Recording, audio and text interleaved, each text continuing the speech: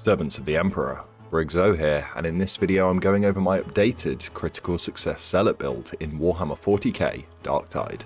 So I made a build video not too long ago called the Critical Success Zealot build, and I'll have that tagged in a little info card if you haven't seen it already. In this video I'm looking to update that as I've made a few tweaks here and there that make it a little bit better. Before we jump into this video, I'd really appreciate it if you hit that like button and consider subscribing to my channel. It goes a long way for me as an upstart creator. I've been trying out a lot of new stuff on my channel recently, such as If He Dies Then I Drink and things like that. However, what I plan to do from the future is any updates to the builds that I've already done, I'm going to do in this kind of manner. However, any new builds that I come across, I'm going to be making a fully fledged feature video for it. There's only a finite amount of builds in the game, so I want to update the builds that I've currently done, and then any new builds I'll do in the old video fashion style that I used to before. But with that out of the way, let's jump straight into this build and I'll walk you through the updates for the Critical Success Zealot build.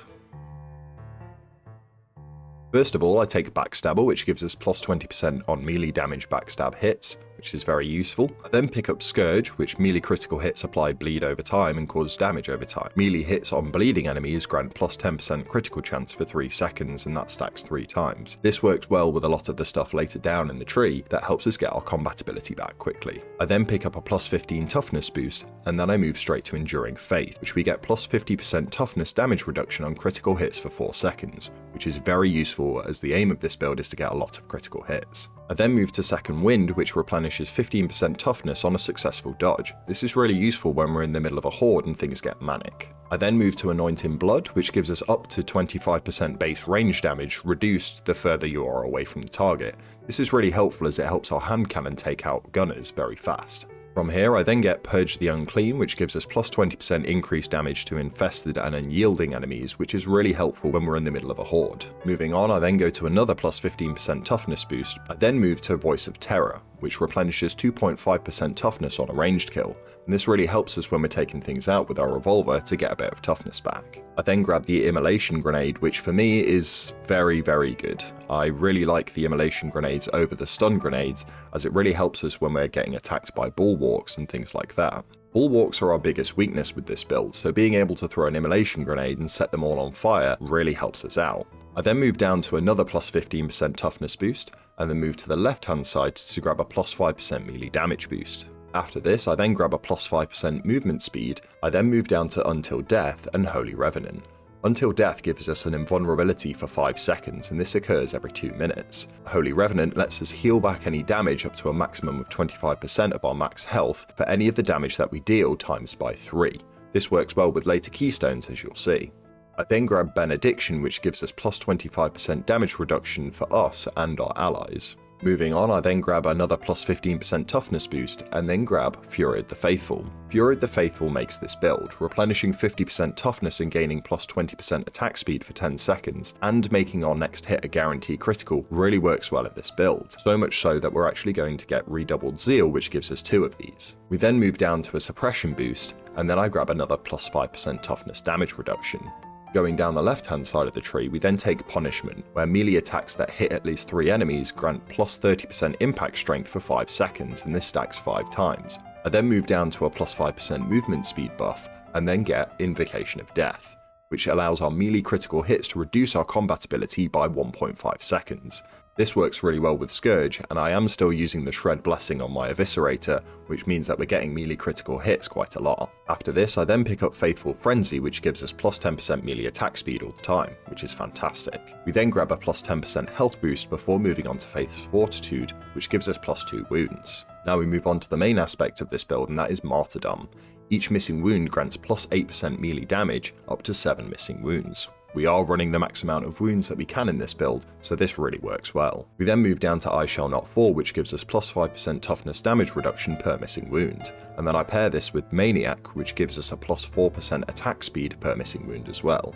There are a couple of sacrifices that I did have to make while making this build, and one of them is to get rid of the plus 5% melee damage boost and also Sustained Assault, which is like a mini version of Slaughterer. And this doesn't really affect us too much as we still output a lot of damage with our Eviscerator, but if I could, I would work this back into the build. Moving over to the weapons, I am using the Tigris Mark 15 Heavy Eviscerator this time, and I'm pairing it with Shred and Rampage. This Eviscerator is leaps and bounds better than the one that we had, as all of its light attacks are wide sweeping, and with the pairing of Rampage and Shred, this means that we can start swinging through hordes very efficiently. Future Briggso here, and this Heavy Eviscerator that I've just rolled has level 4 Wrath on it, which I've been playing around with. I've put a plus 5% melee critical hit chance on it, and I think that this is just as good or equally as good as having Shred on there. So you've got a bit of a choice with that one. I am going to be using this for the gameplay footage later. That's it from me. I'm still using the Zerona Mark IIA Quick Draw Stub Revolver for this build, and I'm pairing it with Hand Cannon and Surgical, which is a tried and true combo. I do put a plus 10% reload speed on there, as this thing does reload slow. As a brief overview of the modifiers that you're looking for this, for the Eviscerator you're looking for quite low mobility and pretty high everything else, but I would preference that you have damage, then Shredder, then Cleave, then Penetration, then Mobility last. For the Revolver I'd recommend that you prioritise damage, then reload speed, then critical bonus, Penetration, then Mobility. For the Curios that we're running in this build, like I said before, we're running 3 plus 1 wound Curios. And for the perks, I like to run a mixture of auto dockets, toughness, health, and stamina regen. And that rounds out this guide for the critically successful Zealot build, which I'm now calling Critically Perfected. If you liked this video, once again, if you could please give it a like and consider subscribing to my channel, that would mean the world to me. I'm now going to leave you with some Auric Damnation footage clips so you can see how this build truly works. But have a nice day, and thank you very much for watching. Something quite interesting as well is that the Karnak Twins event, I think, is now done. So I think we're going to be getting a new mission in the game pretty soon. They've been hinting at it in a lot of redacted messages, so that'll be interesting. I do think that it even has the potential to drop today at some point, which is the 13th of December. So we'll see. But yeah, it'll be interesting. Oh, got a Chaos Spawn already. That's always a good start.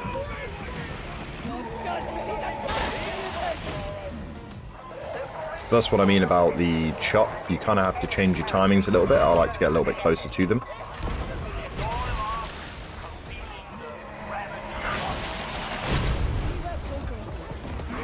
It's going after me. It's going to charge through me. Get one of these on the ground. Room to operate.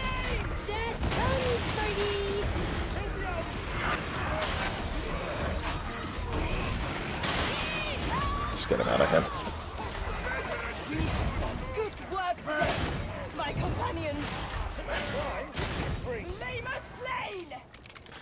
Cool, so not too bad of a start. Took down that Chaos Spawn pretty effectively. The Immolation Grenades helped us kind of give us some space there, which is quite helpful. Gets rid of the riff-raff while we're just dealing with that big threat.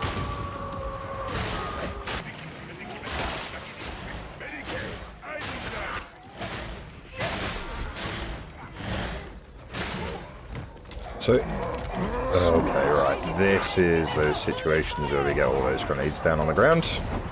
We just kind of push them around in the fire. Let them burn away. Take them out one by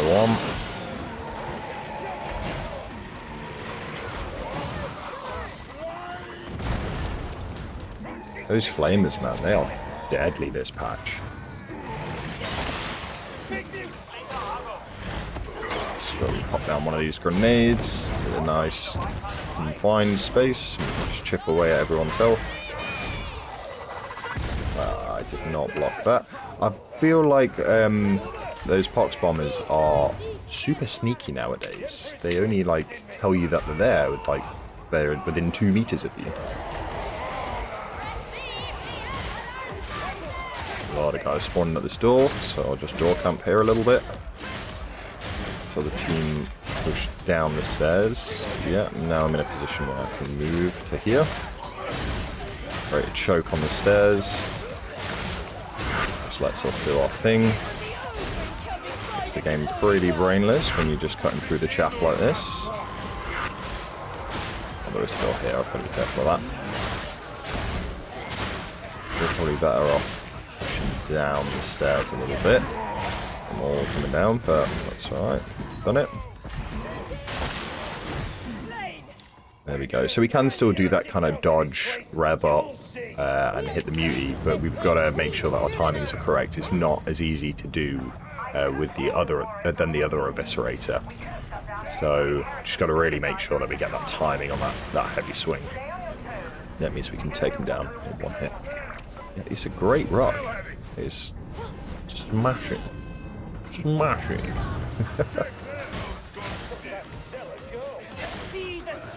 So now that Martyrdom's activated, it looks like we can take out most just normal Horde enemy, or Pox Walker, or newly infected, that kind of thing, in one hit.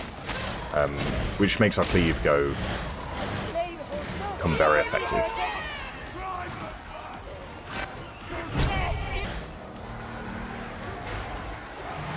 So one thing that I find surprisingly good about this Eviscerator is that the heavy swings I thought I would not use at all. I mean, my heavy swing one I can just spam, but for single target it's very useful.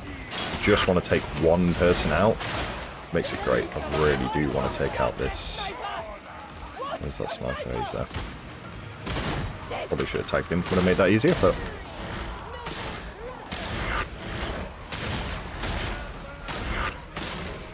alright, let's get into here. Stay with the team.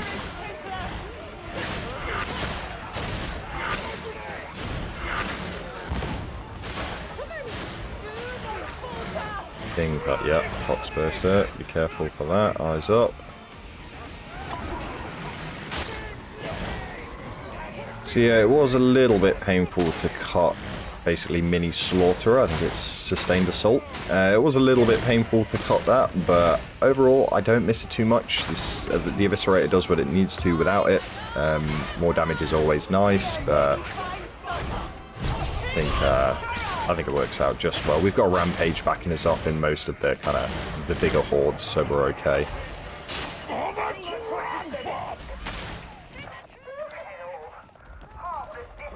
Brilliant. Oh, this is the kind of situation where we have our Immolation Grenades for. I mean, to be fair, well handled by everyone else, but I've been in scenarios like that where I've been on my own, and that's where the Immolation Grenades really come into effect. We've got a sniper somewhere, which I don't like. Got him.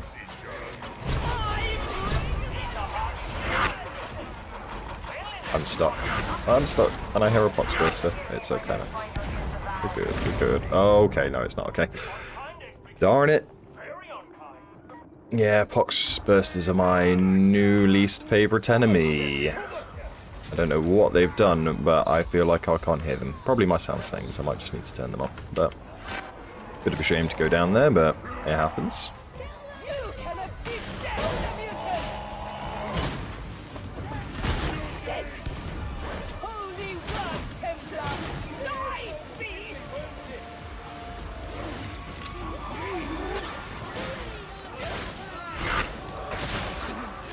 This is quite a nice map because all the enemies just pour in from one place. So if you have kind of people in the right place, you can deal with them pretty handily.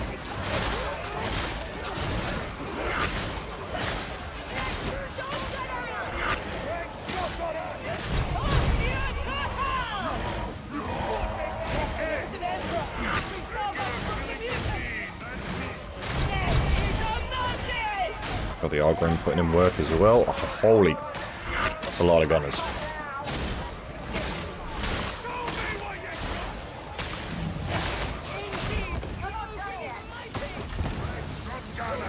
And we can just sit here and mulch though. Oh, that's it, we're done. Do you hear a bomber though?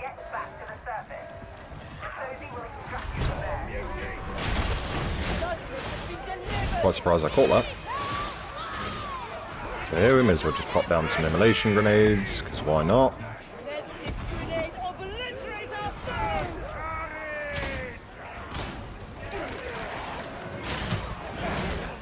Cornflake over there is having some fun.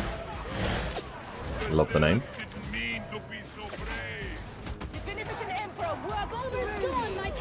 That's it. We're out of here. So, out-damaged quite a lot there.